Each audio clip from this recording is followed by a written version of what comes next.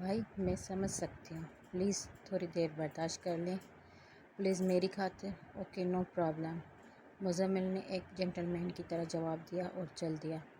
بھائی چائے کی طلب ہو رہی ہوگی نا؟ مزمل کے چہرے پر مسکراہٹ بکھر گئی بازلہ کی بات سن کر۔ بھائی رسمیں شروع ہونے والی ہیں، جلدی آ جائیں، بازلہ نے پیچھے سے آواز لگائی۔ کال کر لینا، مزمل نے چلتے چلتے بازلہ کو دیکھے بغیر کہا۔ وہ اپنی موبائل کوٹ کی پاکٹ سے نکال کر دیکھنے لگا جس پر کافی ساری مس کالز تھیں، جن میں سے 3 بازلہ کے نمبر بھی تھے۔ مزمل کو موبائل سائلنٹ پر موڈ تھا۔ مزمل شادی ہال کے باہر کھڑا اپنے دونوں ہاتھ اپنی پینٹ کے جیبوں میں ڈالے ہوئے ارد گرد کا جائزہ لے رہا تھا۔ جی ٹی روڈ کے دوسری جانب اس میں سڑک کے اندر جاتے ہوئے ایک چھوٹی سڑک پر ایک چھوٹی سی مسجد نظر آ گئی۔ مزمل اپنی وائٹ مرسڈیز کی طرف دیکھا جو کہ دلہن ہی کی طرح سجی ہوئی تھی۔ اس نے پینٹ کی جیب سے ہاتھ نکال کر اپنے کوٹ کی پاکٹ میں ڈالا۔ اسے یاد آیا چابی تو اس نے بازلہ کو دے دی ہے۔ کچھ دیر سوچنے کے بعد مزمل نے پیدل جی ٹی روڈ کراس کیا، پھر اس کی سڑک کی دوسری طرف پہنچ گیا۔ شادی ہال کے بیرونی دروازے سے آگے پہلے جہاں مزمل کھڑا تھا اب اسی جگہ ماہم کھڑی تھی۔ سڑک کے دوسری طرف جی ٹی روڈ پر صرف ایک مکس کار فیکٹری اور ایک گرلز اسکول تھا۔ گرلز اسکول، مزمل نے سائن بورڈ پر لکھے ہوئے الفاظ منہ میں حیرت انگیزی سے دہرائے۔ فیکٹری اور اسکول کے درمیان جی ٹی روڈ کی ایک چھوٹی سی سڑک معراج کے گاؤں تک جا رہی تھی۔ اسی سڑک پر فیکٹری کی مسجد تھی جس کا ایک دروازہ فیکٹری کے احاطے کی طرف کھلتا تھا۔ اس دروازے پر ایک زنگ زدہ تالا پڑا ہوا تھا۔ دوسرا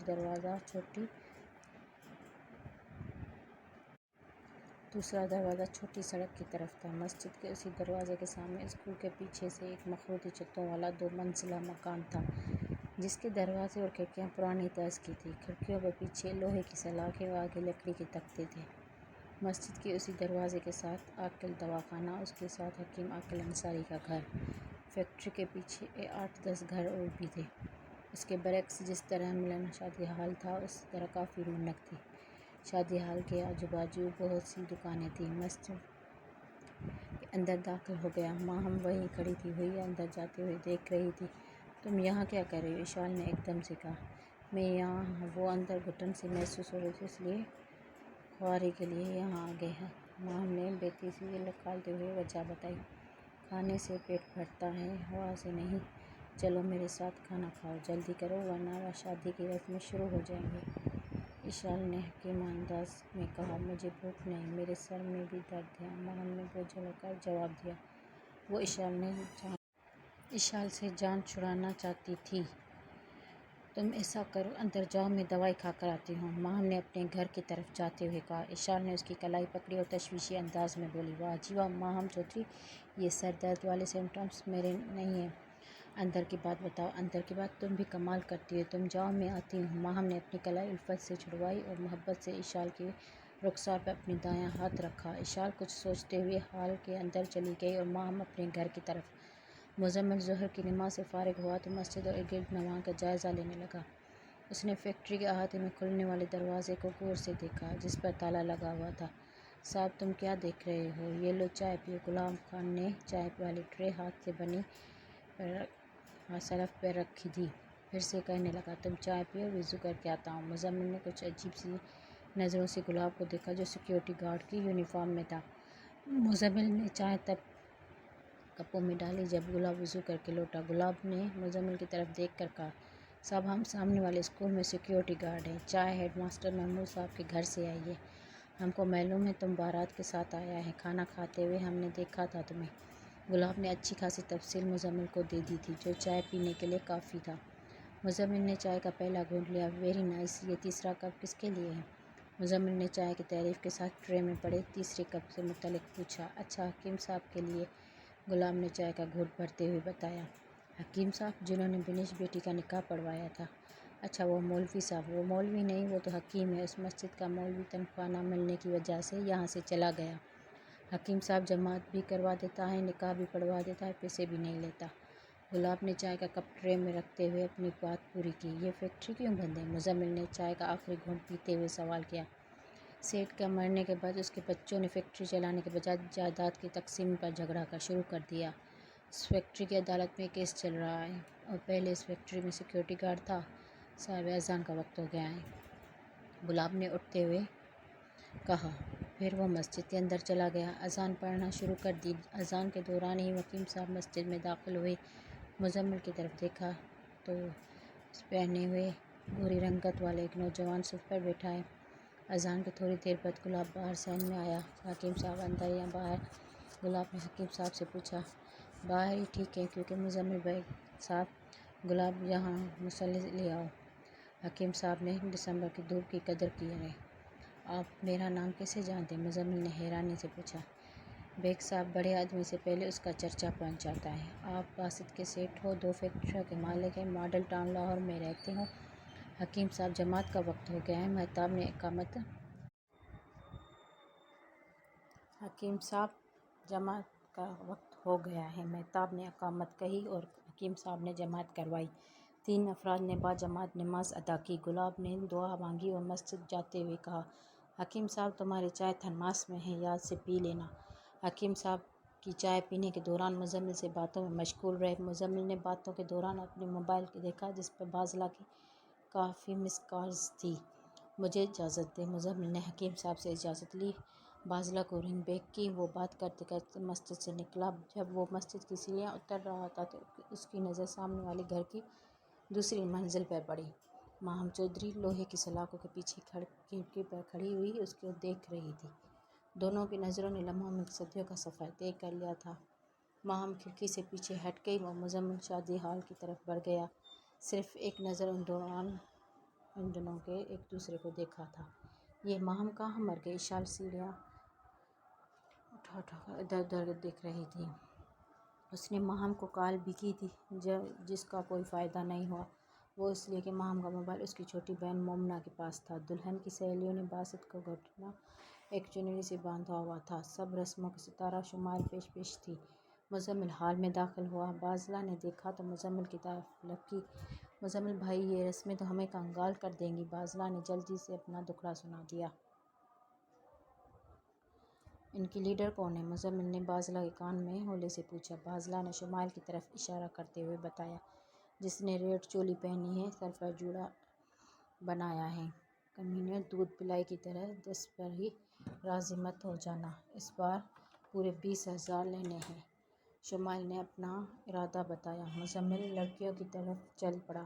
سب لڑکیاں شور مچا رہی تھیں۔ 20,000 20,000 مزمل نے ہولے سے چلتے چلتے شمائل کے کان کے پاس آ کر کہا۔ حسن کی ملکہ روپے مانگتی ہوئے اچھی نہیں لگتی۔ شمائل نے سنا تو اس کے چہرے کے سرخ گلاب کی طرح خوشی سے لال ہو گیا۔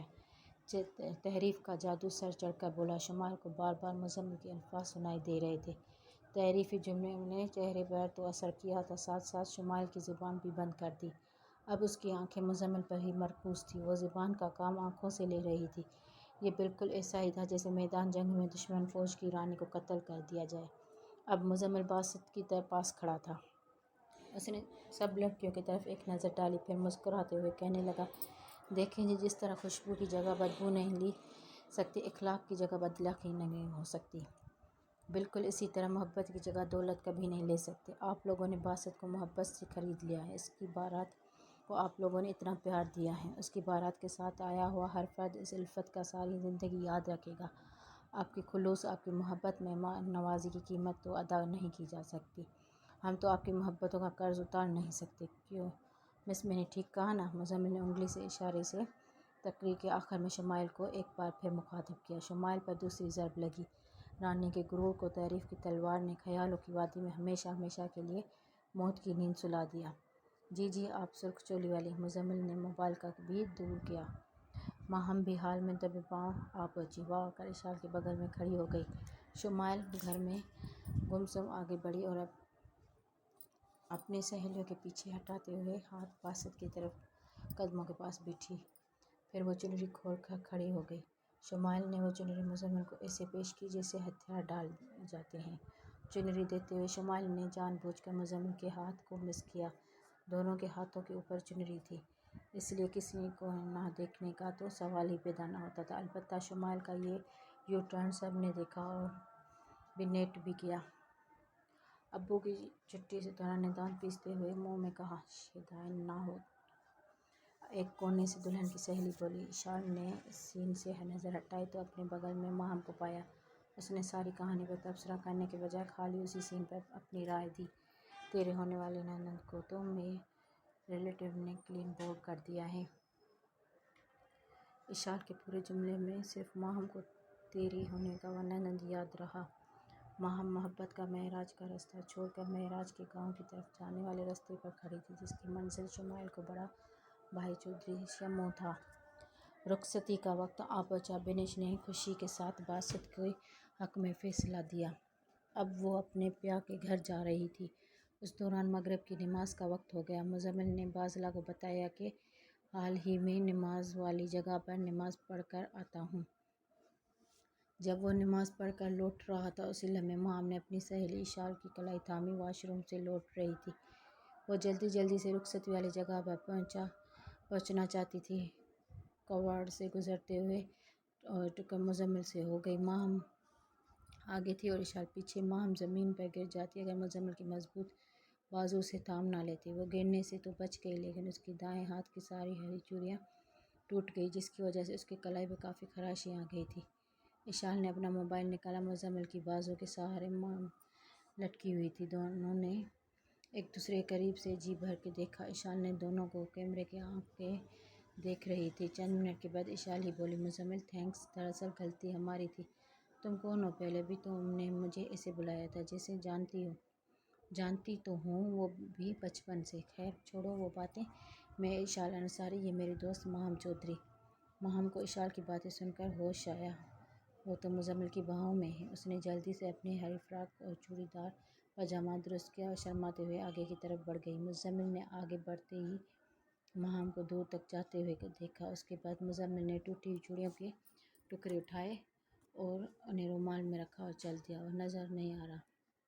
شمائل نے گردن اٹھا کر ادھر ادھر دیکھتے ہوئے کہا، میں نے تمہارا فیوز اڑایا تھا؟ ستارہ نے شرارتی انداز سے پوچھا۔ ہاں ہاں، وہی، شمائل نے بےتاب ہو کر جواب دیا۔ نظر تو مجھے بھی نہیں آ رہا۔ ارے وہ رہا۔ ارے یہ کیا؟ ہاتھ میں تصویر، ستارہ نے معصومیت سے کہا۔ اب تو اس نے کوٹ کی جیب میں ڈال لی ہے۔ کرکٹ میچ کی کمنٹری چھوڑو اور دلہن کی کار کی طرف چلو۔ وہ اسی طرف ہی جا رہا ہے۔ دلہن کی نہیں، اس کی خود کی کار ہے، شمائل نے سنجیدگی سے اطلاع دی۔ ہاں ہاں، خود کی کار کی طرف ہی جا رہا ہے۔ تم یہاں سے تو چلو۔ دلہا دلہن گاڑی میں بیٹھ چکے تھے۔ بلقیس بی بی اپنے بیٹے اور بہو کے ساتھ پچھلی سیٹ پر بیٹھی تھی۔